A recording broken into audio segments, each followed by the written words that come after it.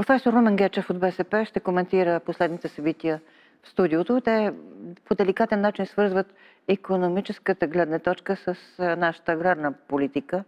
Това е най-интересният ъгъл, може би. От друга страна, политическото не престава да се прокрадва в разговора за българското земеделие. Има догадки за това дали ГЕРБ и ДПС не искаха да направят неудобен номер на политическата партия Продължаваме промяната и Демократична България, като ги вкараха в тази конфузна ситуация с зърнопроизводителите. Един от хората, които искат да се възползва от протеста, беше Костадин Костадинов, който се е появил в Долни Богров, но беше неприязнено посрещнат от протестиращите и организира утре митинг пред Министерския съвет с призив за оставка на правителството. Може би БСП се опитва да прочете по друг начин събитията, доколкото изглежда, че господин Костадинов ще злоупотреби с протеста, като го политизира. Ами, това си е работа на всяка партия, на кои протести ходи и очевидно резултата не е много благоприятен за партия Възраждане в случая, но най-странното е другото, че вие съвсем основателно отбелязахте. Според мен лично няма никакво съмнение, че тия протести са политически организирани. Така че тези, които са... Сега ще ви кажа. Тези, които са политически организирани, те да твърдат, че не приемат политизиране, е добро чувство за хумор. Но какви са фактите? Ето ви факта, който потвърждава. Първо, изтичаше срока за забраната на внос на украинско зърно според решение на Европейската комисия. Само 2 дни. Само 2 дни останаха. И какво караше правителството да направи за тях груба грешка и да раздуха проблема и да обявява национално решение, след като можеха да изчакат само 2 дни да изтече решението на Европейския съюз. Освен това, трябваше. Защо така наречените зърнари и земеделието не реагираха не 2 дни преди да изтече срока, а месеци преди да изтече срока и да окажат натиск на правителството да се произнесе национално, както направиха Полша, както направи Словакия, както направиха преди Румъния, преди и те да променят решението си. Една скоба. Господин Върбанов, който участва в разговорите в Петорката, казва, че напротив, ние много кохерентно сме участвали там в защитата, в опита да бъдат защитени интересите на аграрниците. Да, там са участвали. Това присъствали така. Абсолютно имате много важен аргумент, който аз искам да развия. Министърът на земеделието е присъствал на тези срещите на министрите на земеделието на Европейската комисия и той каза, че е защитавал българската позиция. Но когато участваш на такива срещи, аз съм участвал на такива срещи, то се вижда на къде духа вятъра. Той ли не знае, че всъщност са все пак само няколко източноевропейски страни, които настояват за защита на националните си интереси. Той е видял на къде отиват нещата. Той не е ли разбрал от колегите си? Според мен е разбрал. Ако не е разбрал, още по-лошо. Трябва да говори с колегите си от Източна Европа. Те не са ли споделили с колегата си от България, че те ще бъдат до край твърдо за защита на националните си интереси? А ние не следваше ли да предполагаме това, като имаме предвид колко и яко, както се изразяват младите, се съпротивляват Полша и други страни в защита на своята политика? Трябваше, само че нашият министър на земеделието беше непоследователен. В парламента той лично, онзи ден, като дойде, каза, че той е бил категорично в подкрепа на защита на българските интереси. До вчера. Каза, че никой не го е питал за това решение, което е скандално. Един министър, ако държи на достоинството си, той трябва незабавно да си даде оставката, след като са му направили едно късо съединение и са го направили за смях. Вместо това той твърдеше, този министър на земеделието, нашия, че на другия ден някакъв доклад имало в Министерски съвет с макроекономически анализи. Той много се впечатлил и си променил мнението. Значи какъв е той министър, който си върти мнението за 24 часа? Второ, той като толкова пъти е ходил в Брюксел да защитава нашите интереси, той министър не е ли погледнал макроекономическите анализи? Какъв е делът на пазара, как се движат световните цени? Той, ако това не е направил, той какво прави? Чете вестници ли? Така че... Какво следваше да направи? Да алармира, да се запознае с числата, да координира с колегите си от Източна Европа, защото Съединението прави силата. Ако всички източноевропейски страни застанат на еднаква позиция, Европа няма как да ни прегази. Но сега Съединените щати през Европейската комисия успяха, първо извадиха България като най-послушното зайче и второ извадиха и Румъния, която също допреди няколко дни стоеше на твърди позиции. На всичкото отгоре, чисто политически, освен че това удра по интересите на България, вярно и друго, политически, като говорих за тия събития последните. За всички е ясно, гледам, че от някои изказвания на колегите от Промяната им е светнала лампата, че те от дълго време ГЕРБ и ДПС ги бутат на първата фронтова линия, без защитни жилетки, без поддръжка на артилерия и са ги оставили под прожекторите и те ги отстрелват един по един. Така че, но това си е тяхно решение и тяхна грешка. Тоест, това, което се развива в България, има обективни условия да се защити българското земеделие, но времето на организация, съчетаването на няколко протеста на земеделците, на енергетиците, съвсем случайно, в кавички, и всичко това, хвърлени под огъня партията на Промяната, показва, че това са си остри борби между коалицията ГЕРБ, партия на Промяната и ДПС. Това са, така да се каже, разчистване на определени сметки преди изборите, защото идват избори и много е важно ГЕРБ и ДПС да излезнат така целите в бяло и за всичко да са виновни Промяната. Но да си носят отговорност Промяната, като са избрали, аз отдавна ги нарекох артистична група.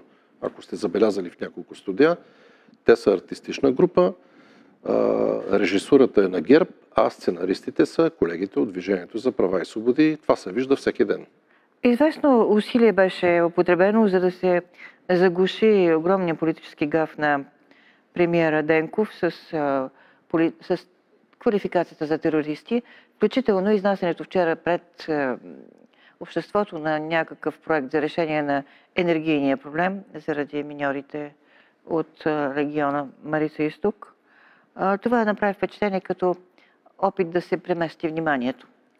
От друга страна, днес Денков говори, вече е излязъл, като че ли се отърси от стреса за вината на политическата класа в целия преход.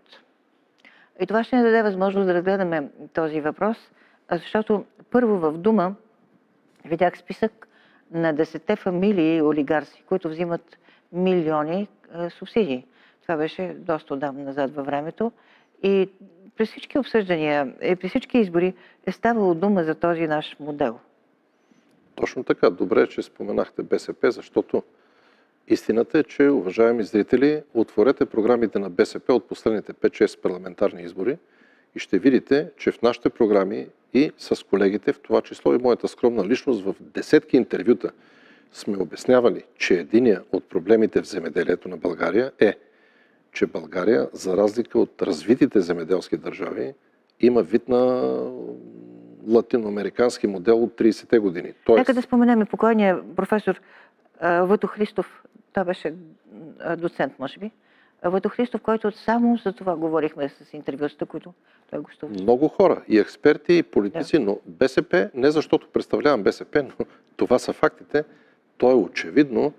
България допусна наистина няколко фамилии да контролират огромни площи от земя в Европа, извън Европа, навсякъде. В зависимост от националните особености има ограничения доколко десетки или стотин хиляди декара земя едно юридическо, физическо лице или свързани с него лица може да управлява. И това е от гледна точка на пазарната конкуренция, от гледна точка на баланс на интересите. В България такова ограничение нямаше и само още едно изречение. Да. Абсолютно сте права. Всички знаят, че е скандално. Да, виждаме тия фамилии, много богати, демонстрират с коли, с яхти, с самолети, не знам дали имат частни. Но не е виновен, който яде баницата, който му е дава. Какво са виновни те, след като България се споразумяла с Европейската комисия, субсидиите да се разпределят по този начин, така че тия хора са се обогатили по напълно законен начин. Професор Гечев, това е било и български въпрос. Как ще го договорим? Разбира се. В предприсъединителния период. България е била на преговорите. Кой се наложи тогава? Кой се наложи? Наложили са, очевидно са си затворили очите. Има определена вина Европейската комисия, защото те са приели предложението на България как да се разпределят субсидиите и затова ние отдавна предлагахме и е ясно, че тия субсидии беше крайно време отдавна да се пренасочат към зеленчукопроизводство, към производство на овошки, към производство на месо и българско мляко. Защото сега, като погледнете селскостопанския сектор, се оказа, че така наречените зърнари, каквито и да са, те са поставени плуват в финансови средства, докато другите сектори на селското стопанство са в дефицит. Тези са, които... Но пак казвам, те напълно законно са си осигурили тези условия, но е крайно време това да бъде променено. И може би доброто от този конфликт и тия политически игри в момента е, че цялото общество вижда, че трябва да настъпат промени в субсидирането на сектора.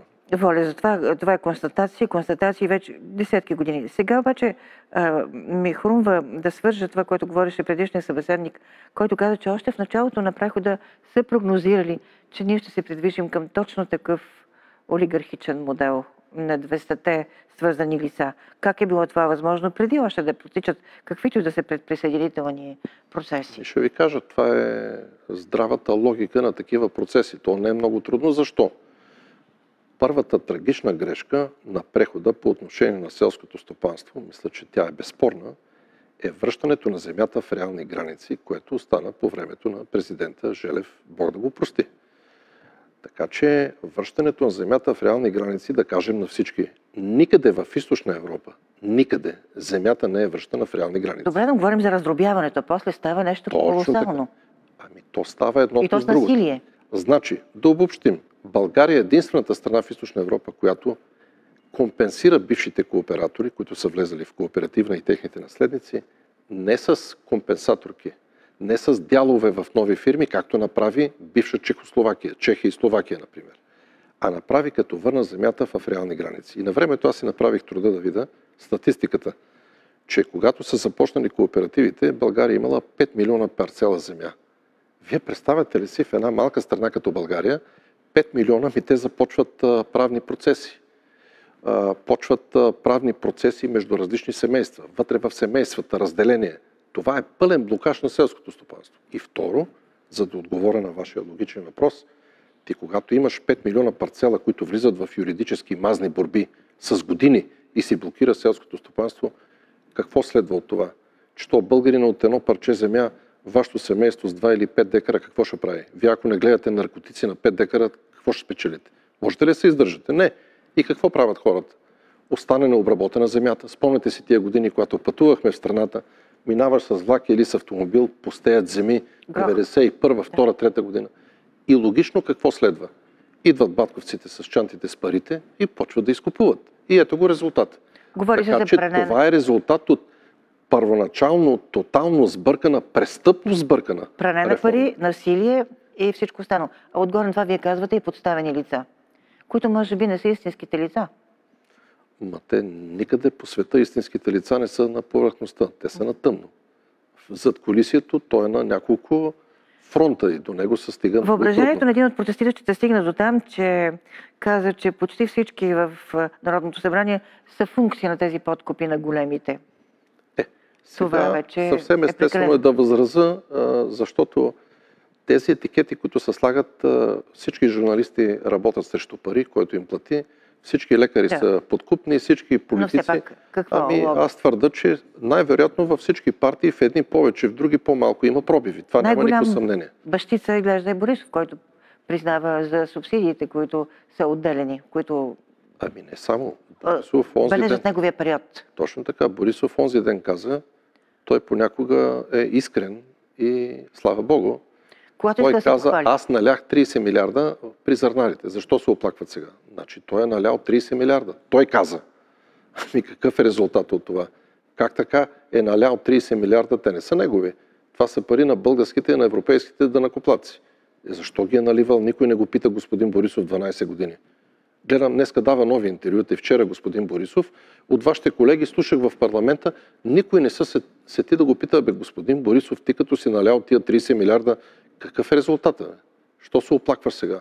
За какво са тия протести? Той спокойно може да мине за действащата фигура, която е в състояние да успокои конфликта. И даже вече дава такива успокоителни изречения. А кой, госпожо Маринкова, може да успокои конфликта? Който го организирал. Който организира, то винаги се прави добре организирано. Организираш един конфликт, финансираш го, действа конфликта и след това кой издава заповедта по телефона да спре конфликта? Който го организирал, никой друг. Да, но тук има реални интереси. И то е предимно на средните, дребните, на хората, които не могат да си продадат продукцията. Никакво съмнение няма. Страдат. Протестите на земеделците са абсолютно законни и ние трябва да разделим интересите на едрите производители и на средните и дребните. Първо, всички те имат един общ интерес, това е защита на народното производство. След това интересите са различни, тъй като производствените им разходи, достъпи до пазари са различни. Следователно, българската държава, като казвам, че трябва да преструктурира субсидиите, тя по никакъв начин не трябва да забравя, а обратното, да подпомогне кои зърнари? Малките и средните фирми. Като говорите за това, това е един много неприятен процес. Очевидно няма воля това да бъде извършено. Аз дори се съмнявам, че всички тези неща, които сега се обещават, лицензии и там наблюдения, ще бъдат спазени, когато напрежението намалее. Няма кой да бди над това. Не. Тръгнат ли тракторите са в готовност до София или леките коли да блокират, това е правено в България много пъти. Понякога по изключение е било спонтанно, но в повечето случаи е организирано и виждаме, че особено не само в Източна Европа, но беше и в Северна Африка, доста мащабни протести, скрити зад икономически интереси, бяха организирани от чужди централи с много тежки последици. Въпрос. Вие искате ли сега, настоявате ли за оставки, тъй като чух декларация по повод на тази печална история с случилото се в Тюленово край Шабла, с обезопасяването, така да се каже, на въпросния дрон. Тук беше споменато, че искат оставката на военния министър. А ако става дума и за други събития, към какво политическо предложение вървите? Ами това с дрона е само част от пейзажа. Това е неприятен елемент, но министърът на отбраната трябва да се ходи по много по-сериозни причини. Той зад гърба на българския парламент, на ръба на закона, а вероятно и на Конституцията, води някакви преговори и пробутва на парламента готови решения, съобщавайки ни, че той води интензивни преговори за някакви нови бази на НАТО в Ямболско. Той е упълномощил, дали беше шефа на Генералния щаб на България, да води преговори за координационен център, мисля на военноморските ни сили. Ако въобще има такива сили, ние имаме няколко ГМИ, координационен център на военноморски сили на НАТО във Варна или в българското крайбрежие за Черно море. Това са неща, които директно ни въвличат в военни действия. Но вие експлоатирате повода. Да, повода този е по-малък. Той също е важен, защото наистина е странно един министър на отбраната да каже, че докато е тъмно, те няма как да обезвреждат, чакат хубаво да изгрее слънцето. И то през нощта могат да се случат доста неприятни неща. Отгоре на това говоря, че това се случва всяка седмица или някакви такива непредпазливи изказвания. Освен това обявиха веднага, той винаги, господина министър на отбраната Тагарев, както знаете, той много обича Украйна, в това няма нищо лошо. Лошо е, ако всъщност има нещо лошо, може да се обича Украйна, може да се обича Русия или Пакистан, но все пак е по-добре да се обича родната страна. Най-много, па след това да се обичат други страни. Добре, но ако той каза, че този дрон, че най-вероятно този дрон е руски. И замълча. Тъй като пък това, което виждаме от вчера, всички факти говорят, има разследване че този медиите, дрон е украински. Да. Но за България какво значение, ако гръмне тая бомба и убие българи, дали е руски или е пакистански или украински, резултатите са лоши. Така че те не са си свършили работата. Да искате оставка, като е ясно, че преди избори никой не дава оставка. Като че ли това пречи даже на усилието да се опонира качествено? Ще ви кажа по две причини. Първо, опозицията, когато има причини, не ни интересуват дали е преди или след избори, това са сметки на управляващите. Така че ние си му искаме оставката поради неговото поведение, което не само според нас е антибългарско. Това първо. Второ, не искаме оставката сега, защото те ще използват изборите, докато ние сме в избори, да си прокарат решения и да приемат решения, които да ни поставят през свършен факт. Имате предвид отпуската на парламента, която сега 3 седмици отпуска на парламента. И примерно и аз и колегите се питаме какво ще направи това правителство, докато не работи парламента и има избори 2 месеца. Опасно, няма парламент. Ви се струва? Най-вероятно примерно, не дай си Боже, ще каснат самолетите в Ямболско и ще почне строителството. И няма да излезнат оттам дали 5, 10 или 15 хиляди души. След това ще се обяви откриването на координационния център на Черно море. Всичко може да стане. Така че те са направили, тето се вика, много добър тайминг. Сега нагряват общественото мнение, дават информация, подготвят ни за нови центрове и най-вероятно ще видите, този месец и половина ще излезе нещо да бъдем поставени пред Това свършен факт. звучи доста като че ли да паникьоса населението. Не, Звучи за така. паникьосане не, но населението, българите, ние, българските граждани, независимо къде сме, трябва да сме по-внимателни. А какво ви Защото пречи българите са пасивни. Пасивни сме на всички нива. Да подкрепите, да кажем, призивите за оставка на Възраждане утре пред Министерския съвет? Какво ви въздържа от това? Ако се обедините. Нищо не ни въздържа, но ние сме внимателни. Ние с Възраждане имаме много общи гласувания в парламента, но имаме и различия, защото тук вече не е никаква тайна. В политиката си има и определена политическа тактика. Значи БСП няма да допусне, при положение, че в повечето случаи ние първи сме поставили тия проблеми. Обикновено в пиара понякога Възраждане колегите се опитват да играят изпреварваща роля, те да обявяват, те да организират и да се опитват да ни прикачват нас от БСП. Това е интересно. Пак, това е интересен подход. Това е интересен подход, но ние също сме ходили на училище, имаме добра политическа практика и ние внимаваме кога и при какви условия да се присъединяваме или при кога и какви условия да направим нещо заедно. Така че ако е полезно за България, да. Но тъй като това е нормално в политиката, партиите да си правят и политически сметки, особено преди изборите, ние имаме право от БСП също да преценяваме под каква форма да участваме в прояви, пиарови прояви, които да са полезни и за България, да са полезни и за Българската социалистическа партия. Може ли да обясните, тъй като стана дума за известни, как да кажем, непочтенни игри в рамките на управляващата коалиция, нека така да я наричаме твърдо, защото това е глупаво с нежеланието да приемат тази дума. Какво се случи между Атанас Атанасов и Борисов, тъй като Атанасов разбирам, че се оттегля като председател на Комисията за контрол на специалните служби, обиден, че не се зачита проекта за реформи, а за евентуалното сливане на военното разузнаване с Агенцията по разузнаване. Сега не знам дали ще бъде, мисля, че за мен за първи път не съм видял в други студия, но ще ви споделя някакво мое виждане за този процес. Този процес е много коварен за обединяването на разузнаванията, без да съм експерт. И ще ви кажа защо, чисто геополитически. Първо, това е външна идея. Според мен тази идея няма как да е на някой друг, освен на нашия основен партньор в НАТО, Съединените американски щати.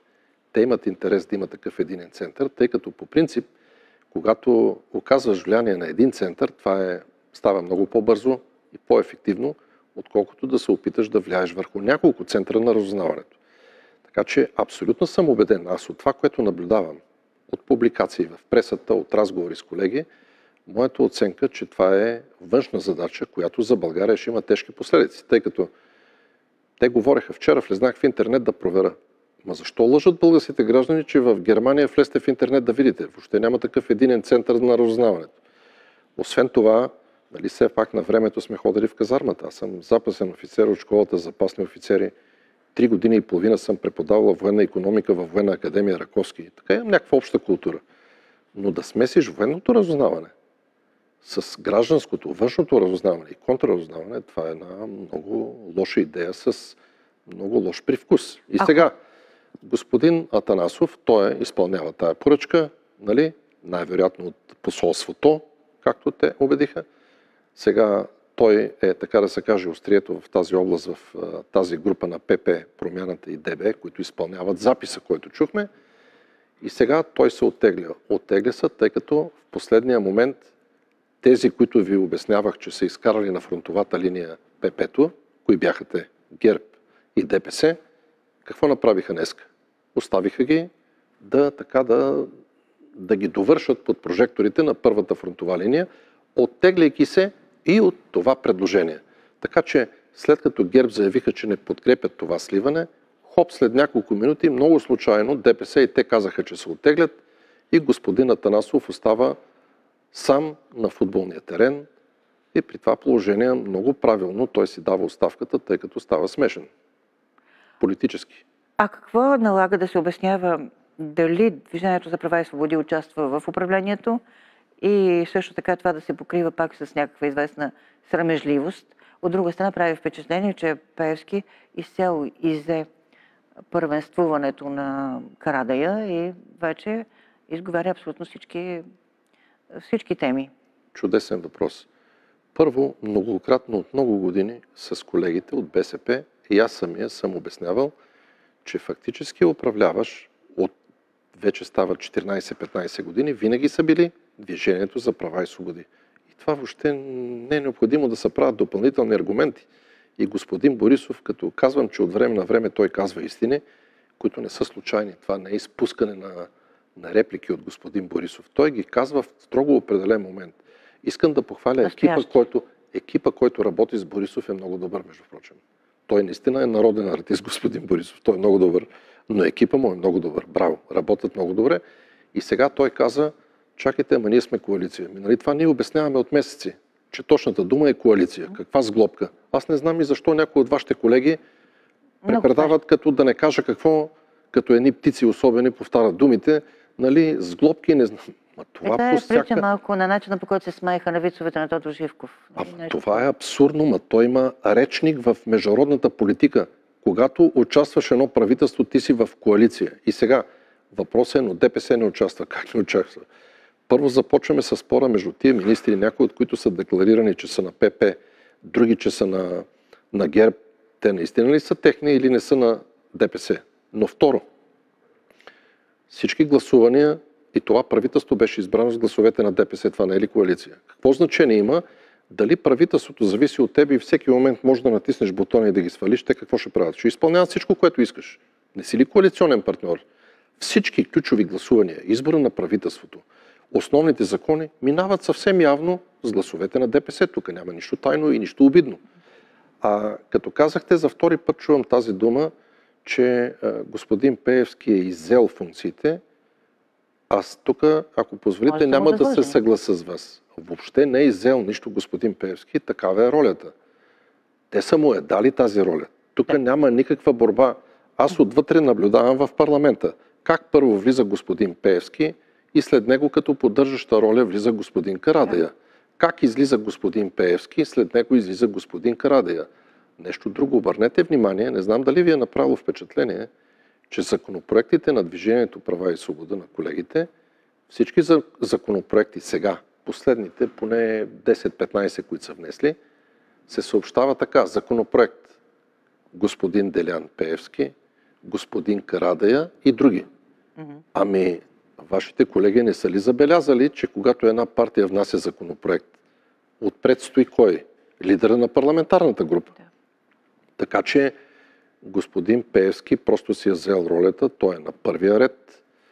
От едната му страна е господин Борисов, до него също е господин Петков и Борисов и Петков не смеят да шукнат. Те не правят нищо, без да се обърнат и да получат потвърждение от господин Пеевски. Така че господин Пеевски си е поел функция, която неговата партия, няма от какво да се крие никой, това са колеги от парламента. Те са си легитимна партия, избрани са от всички.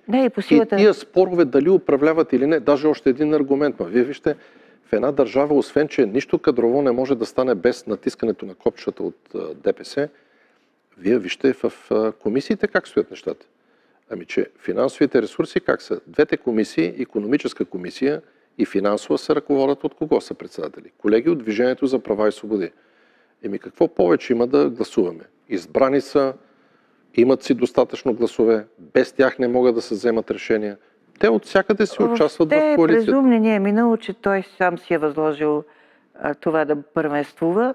По силата на дисциплината и иерархията там, той е определен за това. Вероятно от Ахмед Доган. Има в тая работа едно положително явление. Пак ще кажа това, кой ги представлява и как се пишат законите, искам да подчертая. Това си е право на колегите от Движение за права и свободи. Те си решават. Хубавото е, че понеже се коментира и с закона за Магнитски. Той така се паре. Да, не, закона за Магнитски, знаете, мисля, при вас съм коментирал. Първо, ако чужди служби, чужди правителства имат данни за корумпирани български политици, от всякъде тия данни са добре дошли, ако те бъдат предоставени на българското правосъдие. В същото време, за когото и да става дума, ако друга страна, в случая Съединените американски щати, почва да сочи, че този българин и този са виновни и ни казват, те са виновни според нас, ние няма да ви дадем никакви доказателства, това е намеса във вътрешните работи на България. И изглежда, че тази коалиция е толкова силна, че всъщност те под носа на американците, така да се каже, им се подиграват. И американците в случая може би си го заслужават, не знам. Не, това е заради купнежа за конституционно мнозинство. Във всичко трябва да се търси това благородно Не. намерение. Начина, по който го казвате, съм съгласен, това е пълна димка. Никакви конституционни промени, какво толкова се налага в България да се прави. Дъвката с Конституцията е просто да мине време, Нека да обсъдим. да се утвърди новата коалиция, да си върват процесите на преразпределение на финансови ресурси и така. А това с обсъдим, Конституцията когато е дойде пълна момент. измама. Да. Благодаря. И аз ви за вашето благодаря. участие на професор Румен Гечев.